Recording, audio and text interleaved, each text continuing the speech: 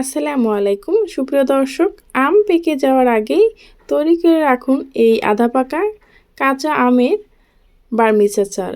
একদম ভিন্নভাবে তৈরি করে দেখিয়েছি। কোনো রকম তেল এবং ভিনেগার ছাড়াই কিভাবে বছর জুড়ে সংরক্ষণ করতে পারবেন এবং কাঁচা আমের স্বাদ পাবেন, সেটাই আজকে আপনাদের মাঝে শেয়ার করব। তো চলুন, এটা আমি কিভাবে তৈরি করেছি সেটাই আপনাদের মাঝে শেয়ার করি। এখানে আমি 4 কেজি পরিমাণ কাঁচা আম নিয়েছি আধা পাকা। এটা কিছুটা পাকা পাকা হয়ে যাচ্ছে এরকম অবস্থায়। এই আমটা দিয়ে তৈরি করলে এটা খেতে কিন্তু আরও বেশি ভালো লাগে। এখন যেহেতু সব আমে কিন্তু এরকম পাকা ধরে গেছে, এখন ভালোভাবে উপর থেকে আমি খোসাটা ছাড়িয়ে নিচ্ছি। এরকম করে আমি সবগুলো আম একেবারে সবুজ সব অংশটাকে বাদ দিয়ে দিতে হবে, তা না হলে কিন্তু এই আমের আচারটা খেতে ভালো লাগবে না। এভাবেই দেখতে পাচ্ছেন আমি সবগুলো আম এক এক করে সবুজ অংশটাকে ভালোভাবে ফেলে দিচ্ছি। তারপর আমি এই আমটাকে ভালোভাবে ধুয়ে পরিষ্কার করে কেটে নেব। এখন যেহেতু আমটা আধা পাকা হয়ে গেছে, সেজন্য কিন্তু এই আমটা আটিসহ নেওয়া যাবে না। সেজন্য আমি মাঝখান থেকে আটিটাকে বাদ দিয়ে মাংসগুলো, যে আমের মাংসগুলো থাকে, সেটাই কিন্তু আমি নিয়ে নিয়েছি। দেখতে পাচ্ছেন আটিগুলো আমি বাদ দিয়ে শুধু আমের যে অংশগুলো সেটাই নিয়েছি। আর এটাও আমি খুব ভালোভাবে ধুয়ে পরিষ্কার করে নিলাম। এই আমের আচারটা বানাতে একটু কিছু প্রসেসিং আছে, সেটা যদি জানা থাকে তাহলে আমটা বছরও কিছু হবে না। এখানে আমি এখন 2 কাপ চিনি দিয়ে দিলাম। এখানে আমার 2 কেজি 2.5 কেজির মতো আম হয়েছে কেটে বাদ দেওয়ার পরে। আমি 2-2.5 কেজি আমের জন্য এখানে হাফ কেজি চিনি ব্যবহার করেছি। এখন আমি একটি মশারি ভালোভাবে ধুয়ে পরিষ্কার করে এটা রোদে রেখে দেব।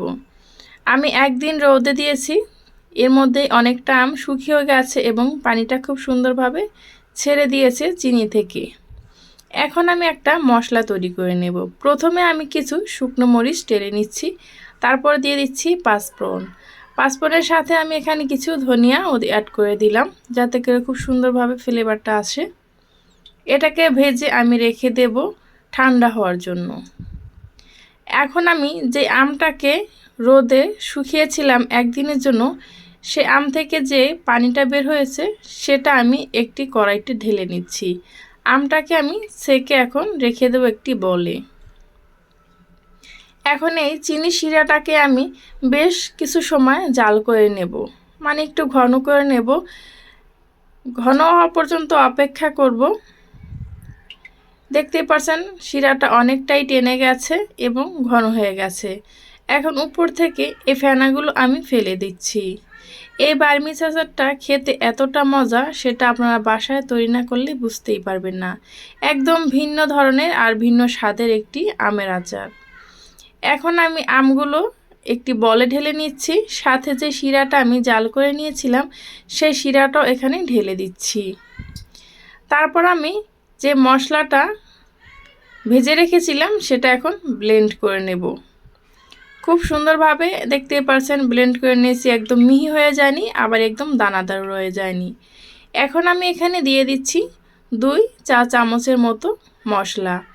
আপনারা যদি ঝাল খেতে পছন্দ করেন তাহলে কিন্তু এখানে শুকনো মরিচের গুঁড়োটা 1 চামচ বেশি দিতে পারেন। এখন আমি এভাবে রোদে শুকিয়ে নিয়েছি একদিন। দেখতে পাচ্ছেন একদিনে রোদে কিভাবে শুকিয়েছে। এখন আমি চুলায় জাল করে নিয়েছি 5 থেকে 7 মিনিটের মতো। দেখতেই পাচ্ছেন চুলায় রান্না করার পর কালারটা কতটা সুন্দর হয়েছে আর কতটা লোভনীয় লাগছে। আমি যে চুলায় রান্না করেছি সেই ক্লিপটা ডিলিট হয়ে গেছে, সেজন্য আপনাদের মাঝে দেখাতে পারিনি। তবে এভাবে আপনারা 5 থেকে 7 মিনিট রান্না করলেই কালারটা এরকম অসাধারণ হয়ে যাবে। আর দেখতেই পাচ্ছেন কতটা সুন্দর আর কতটা লোভনীয় লাগছে। এই আচারটা আপনারা কাচের বয়মে রেখে একদম সারা বছর খেতে পারবেন। এখন আমি আপনাদেরকে একটু পরিবেশন করে দেখাচ্ছি। এই আচারটা দেখতে যেরকম সুন্দর, খেতেও কিন্তু ভীষণই মজা। যারা এই প্রসেসে একবারও ট্রাই করেননি তারা একবার হলো এভাবে বানিয়ে দেখবেন। আশা করি আপনাদেরটাও এরকম পারফেক্ট হবে। আর যারা আম খেতে পছন্দ করেন, সারা বছর কাঁচা আমের স্বাদ পেতে এভাবে কিন্তু আমটা তৈরি করে রাখতে পারেন। এই আমের রেসিপিটা যদি আপনাদের কাছে ভালো লেগে থাকে তাহলে আমার চ্যানেলটি সাবস্ক্রাইব করে আমার পাশে থাকা বেল আইকনটা ক্লিক করে রাখতে পারেন, যাতে এরকম সহজ এবং নতুন রেসিপি আপলোড করা মাত্রই আপনার কাছে নোটিফিকেশন পৌঁছে যায়। আল্লাহ হাফেজ।